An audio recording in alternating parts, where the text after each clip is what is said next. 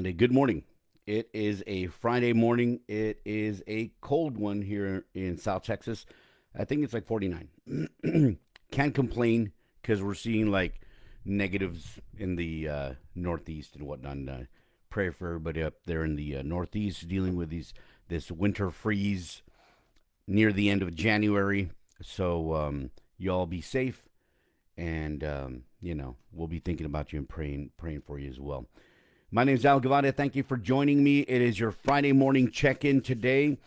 I was scrolling through articles, and one of the articles that I saw said things that make life more satisfying. Right. So I asked myself, what makes life more satisfying and complete? So just off the top of my head, I came up with a few things that I relate. You know what I mean? I kind of associate with a satisfying and complete life. So today I'm just kind of go over a couple of things and a couple of these things and give my thoughts on them. And feel free to share this video, give it a like, share it with your friends, and add your your comments, what your list is, and I'll put my list in the comments when I'm done, and that way you can kind of do your own process over it. You think about it. You think about which the words I chose, and then think about which words you choose. Things that make life more satisfying and complete. So, as they came out, these are pretty much in the order they came out with. I just moved one to the very end because it came out a little bit early, I guess, because of its importance to me specifically.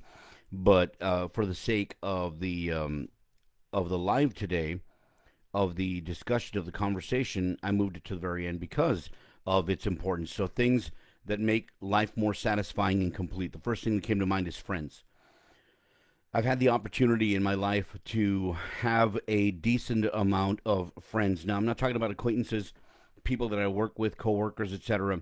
Now, don't mind me, some of those have become friends, right? Lifelong friends, people that I literally have known for 30, 40, years plus, and I can still call them and I can still chat with them. I literally was on the call yesterday evening with a friend of mine who was kind enough to say, in my whole time, and we worked together in radio, says you were the only one that believed in me. You were the only one that really 100% gave me my shot and believed in me, no matter what, no matter my weaknesses, etc. And I said, bro, I like you.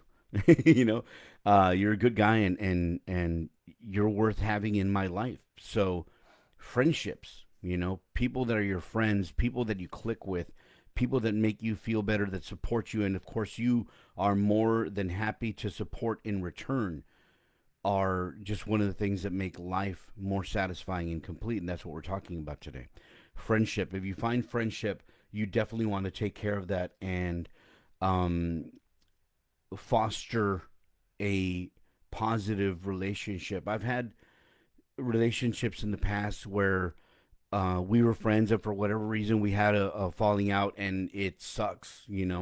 It feels terrible, and sometimes we rectify them, and I've apologized. Sometimes I'm sure whatever apology I gave was not enough, and it's sad when you lose friends. But having friends in your life is one of the key things to a more satisfying and complete life. The second thing that I thought of was alone time, time to yourself. Now, finding time for yourself isn't you being antisocial. It isn't you being difficult. It isn't you being selfish. You have to take care of your alone time. Sometimes we're overwhelmed with negativity or situation or responsibility or conflict or whatever, and we're just overwhelmed, and you need to step away. You need to be able to find time alone to where you can just be alone with your thoughts in a way that's going to get you past any negativity, not wallow in your thoughts and focus on the bad and focus on the negativity and you know self pity or anything like that. No, I'm talking about working on clearing your mind. I read somewhere where it said negative thoughts, like positive thoughts, just take up real estate in your mind. So every now and again, you have to take out the negative thoughts, like you take out garbage. If you leave garbage too long inside your house, it starts to smell. Imagine the negative thoughts or the negative instances or whatever you've undergone or had to deal with that you have festering in your head, festering in your heart or inside your soul. That's kind of just you know messing things up for you. So every now and again, you have to go in there, get some alone time to sort out your thoughts. It's almost like when you find some alone time and you give yourself the opportunity to cleanse away negative things. You realize that they're not really latched on to you, and the sooner you do it, the less latched on any negativity is to you, right? If you can find some alone time and kind of wash that out, they come off fairly quickly. I mean, sometimes there's little traces remain, right? Because it stung deeply or you were hurt badly, but you have to find some alone time to cleanse yourself of the negativity, which leads me to number three, the things that make life more satisfying and complete. Nature. I love nature. Now, I didn't combine it with alone time because I love going to nature not only by myself, which is one of my favorite things to do, but also with other people. I've gone with compadres, I've gone with my kids, I've gone with my family, my brother, you know what I mean? So, nature, depending on what calls you in nature, I think depending on your personality, there's one specific thing in nature that calls out to you. For some people, it's the cold and snow. For some people, it's the beach and water and the sun.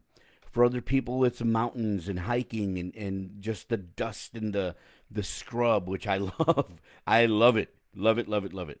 For others, it's forests, and mossy and earthy, whatever it is that calls out to you, a placid lake, whatever in nature calls out to you that you can enjoy by yourself or with a loved one or with a friend.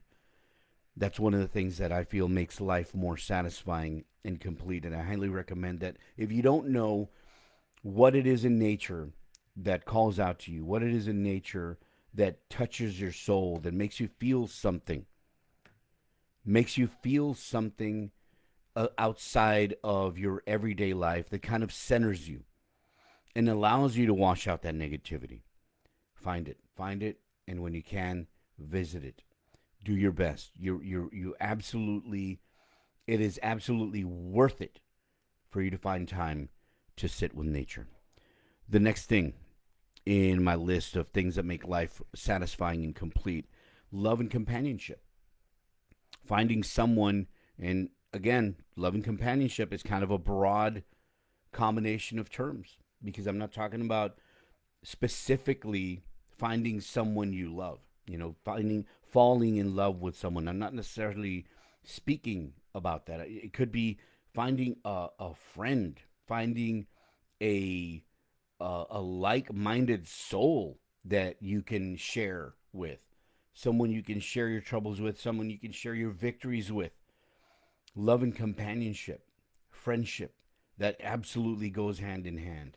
So finding someone that you can share like that has that common bond with you in some way. It almost like, man, how are we not related? Were we not, and if you find that person, that's one of the things also that makes life more satisfying and complete. Curiosity, number five. Curiosity to me is crucial in living. I've always been curious to find out how things work, how things interact, how things interplay, and how one thing affects another, whether it's mechanical or in nature or in relationships or in works of art in that form of creation. When you're putting together audio, when you're putting together editing a video, how do things work together? How does a story come together? And I've always had that curiosity in my mind when I read, I kind of try and dissect how it goes from the other, and how someone with the skill and the talent makes that curiosity into enhancing their skill and talent. So curiosity is the number five thing that I think is making life more satisfying and complete. Number six, hobbies. Do you have a hobby? And I want to remind you that just because you like doing something, it doesn't have to be monetized. You know, it's like almost a given these days. It's like, oh, you like to knit, you should sell them. Oh, you like to paint, you should sell them. Oh, you like to bake, you should sell cookies, you should sell cakes. Not everything you do as a hobby has to be monetized. You do something as a hobby to, again, center yourself and focus on that one thing, and allow yourself to declutter your mind and tune out the things that are just a buzz or static in your head. When you have a hobby, whether it's dancing or reading or knitting or baking or painting or whatever it is, you find that hobby that calls you, that's more of a passion to you, do it because it makes you feel good. Do it because it enriches your soul, and it's a valuable use of your time to do it for as a fun pastime. Now, don't get me wrong. If you do want to sell whatever you do as a hobby, oh, I make knives as a hobby. Well, sell them, okay? I mean, you can do that as well. Find the joy, but don't get. I think what happens sometimes when people start selling or monetizing their hobbies is it becomes less of a hobby and more of a labor work. So hobbies number six. Number seven, empathy. Empathy is one of the things that makes life more satisfying and complete. Being able to put yourself in the shoes of someone else who is dealing with something. Be empathetic to other people and understand their situation. You may not be able to fully understand someone else's situation. There's no way. There's no way I can fully understand what you are going through. There's no way I can fully understand what someone of a different gender is going through, someone from a different country, someone who had a different upbringing, someone who faced more trauma in their life. There's no way I can fully understand the depths of what they've been through or what they go through every single day, but at least try and be empathetic. Try and understand that it's not just about you. It's about everybody else. If they're going through something, it's not a competition. It's like, well, I had to face. That's how I feel. It's not a competition. But being empathetic helps me flesh out my understanding of the world and my understanding of myself. And I try and teach that to my children, empathy, because I think it's absolutely crucial to living in this world. And last but not least, and just this is just a list I came up with over like a minute, so there may be more, but I'll share this list in the comments section so you can kind of give thoughts on what you feel makes my life more what you feel makes your life more satisfying and complete, or makes life in general more satisfying and complete. I think one of the most important ones for me is family. Family. I grew up in a close knit family, youngest, and had to deal, single mom. So there's many things that I had to deal with. I'm sure there's many things I didn't have to deal with because of my older brothers and sisters that they had to deal with, or that by the time it got to me, they were taking care of me now. That maybe they didn't have anybody to take care of them.